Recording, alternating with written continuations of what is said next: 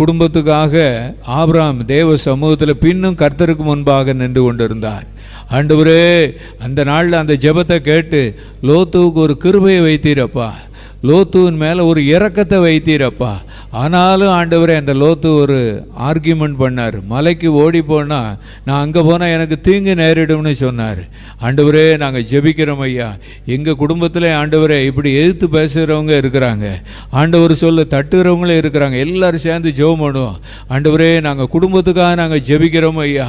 குடும்பத்தில் இருக்கிற ஒவ்வொருவருக்காக ஜெபிக்கிறோம் ஐயா. அந்த நாட்களில் ஆபிரகாம் ஜெபம் பண்ணி ஆண்டவரே, லோத்துவனுடைய மனைவி லோத்துனுடைய பிள்ளைகளுடைய முடிவை பார்க்கும்போது ஆரம்பத்தில் ஒரு கிருபையும் இரக்கமும் கொஞ்சம் கிடைச்சது ஆண்டவரே.